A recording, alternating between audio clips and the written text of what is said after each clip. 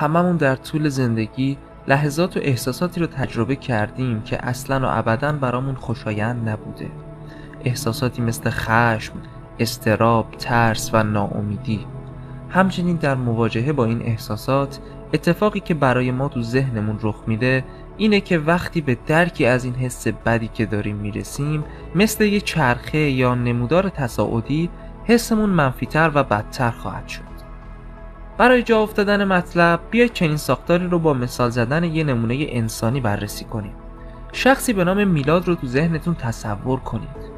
میلاد این گونه آدمیه، شخصی که بسیار زود و ناگهانی از کوره در میره و درباره کوچکترین مسائل خیلی زود عصبانی میشه و هیچ ایده‌ای نسبت به علت این رفتارش هم نداره.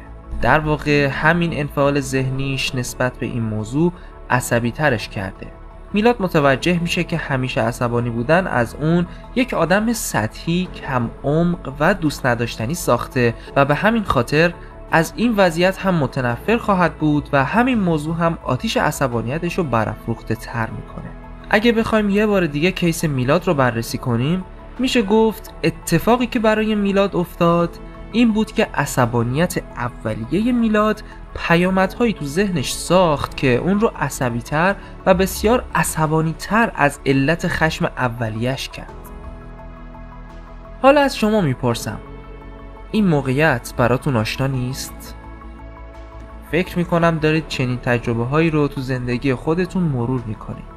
چنین احساساتی تو همه ما آدما هست.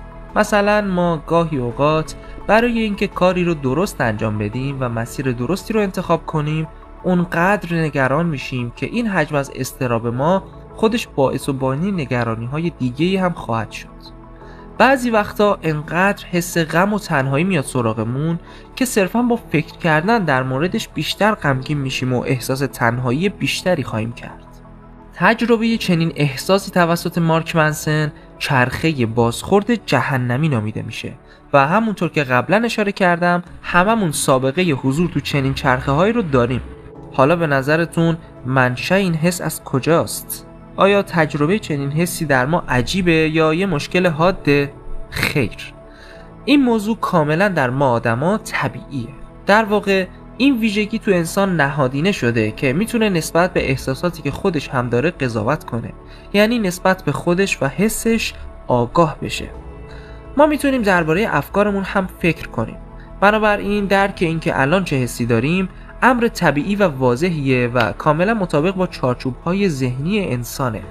نکته اینجاست که این چرخه جهنمی از جای شروع به کار میکنه که رویکرد ما در برابر خود آگاهی از احساسمون چی باشه و مشکل اساسی ما در مواجهه با این حس از اینجا شروع میشه که در برابر درکمون از اینکه الان چه حسی داریم تصور و رویکرد اشتباهی داریم.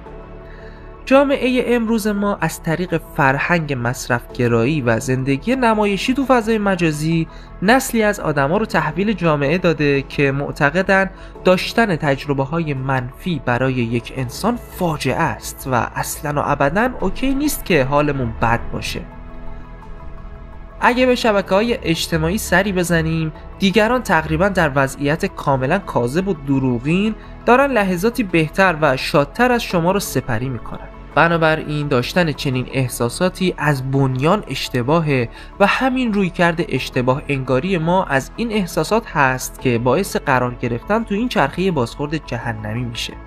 نیاکان و پدر بزرگامون وقتی یه روزو با حال بد شروع میکردن با خودشون میگفتن که ای وای چه روز مزخرف و چه حال چرتی دارم. ولی بیخیال، زندگی همینه، برگردیم سر بیل زدنمون. این در حالیه که اگه این روزا حس بدی داشته باشیم توسط رسانه‌ها طوری بمباران اطلاعاتی میشیم که انگار همه ی آدمای توش بهترین زندگی رو دارن و اصلا داشتن حس بد تو این فضا مفهومی نداره. همینا باعث میشه تو فکر کنی که مشکل از خودته و خب همینه که ما رو توی دردسر میندازه. ما حال بدی بهمون دست میده که حال بدی داریم. حس گناه داریم از اینکه احساس گناه میکنیم. از عصبانیتمون عصبی هستیم و از اضطرابمون مضطرب. در واقع در این لحظه اهمیت ندادن خیلی مهم و حیاتیه. ما باید بپذیریم که این دنیا اصلاً اونطوری که بهمون نشون داده میشه نیست، که همیشه همین جوری بوده، هست و خواهد بود. حالا در این نگاه وقتی یه حال بدی داری و بهش اهمیت نمیدی، یعنی میگی من حالم بده ولی خب به درک این طبیعیه که حالم بد باشه. در واقع انگار با یه عصای جادویی طلسم این چرخه رو میشکنی.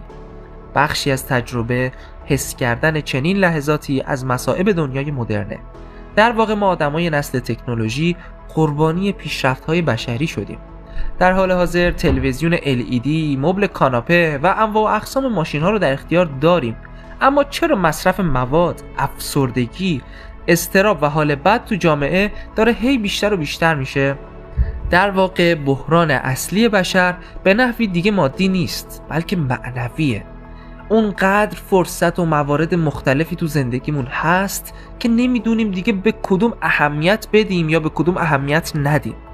در واقع این ذهنیت برامون به وجود میاد که در تمام این بی‌نهایت مسیر و فرصتی که روبرومونه موفق بشیم و قطعاً این امر نشدنیه. داشتن چنین سودایی در سرمون ما رو از درون نابود میکنه. مارک منسن درباره این موضوع جمله زیبایی داره که میگه اینکه همیشه تجربه‌های مثبت بخوای به خودی خودش یه تجربه منفیه و پذیرش تجربه منفی هم به خودی خودش یه تجربه مثبته. همچنین پذیرش حس بد و درد علاوه بر خارج کردن ما از سیکل معیوب چرخه بازخورد جهنمی در مسیر زندگی هم کاملا لازمه. هر چیز با ارزشی در زندگی وقتی به دست میاد که تجربه منفی مربوط بهش رو پشت سر بذاریم. در واقع هر تلاشی برای فرار کردن از تجربه منفی یا تفره رفتن ازش یا سرکوبش باعث میشه که ترکش‌های انفجاریش بره تو چشممون. خب فرار از رنج هم خودش یه نوع رنج کشیدنه. فرار از کشمکش هم خودش یه نوع کشمکشه. انکار شکست یه شکسته. درد تار و پود جدا نشدنی از پارچه زندگیه و جدا کردنش نه تنها غیر ممکن بلکه مخربه. اینکه سعی کنی درد رو به هر نحوی از زندگیت حذف کنی یعنی برای درد زیادی تره خورد کردی و زیادی بهش اهمیت دادی. ولی عوضش اگه بتونی درد رو نادیده بگیری دیگه هیچ چیز و هیچ کس جلودارت نیست. مسیری که مارک منسن برای مواجهه با درد و حس بد ترسیم کرده بیخیالی کامل نیست. عملا ما باید به موضوع اینگونه نگاه کنیم که در برابر اون بی‌نهایت راهی که زندگی مدرن ازت میخواد تو همشون بدرخشی، تو فقط چند راه درست و عاقلانه رو اولویت خودت قرار بدی. در واقع در برابر تمام احساسات منفی دیگه حتی اون اصلیاش هم خیلی تره خورد نمی کنی و رو به جلو و مطمئن حرکت خواهی کرد. در واقع این که بدونیم به چه چیزی و به چه اندازه اهمیت بدیم یه مهارت بسیار مهم و شاید تنها و اصلی ترین کشمکش زندگی آدم باشه. اینکه چجوری فکرهامون و دغدغه هامون رو اولویت بندی کنیم.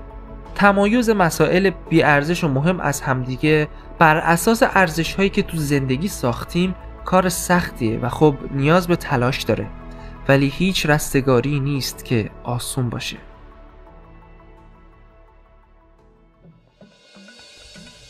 شما شنونده صدای کلام بزرگان بودید. ما در این کانال با مطالعه کتاب‌های مفید و بررسی زندگی بزرگان سعی در هموار کردن جاده توسعه فردی داریم. پس با سابسکرایب کردنمون عشقتون رو نشون بدید تا ما هم در این مسیر همراهتون باشیم.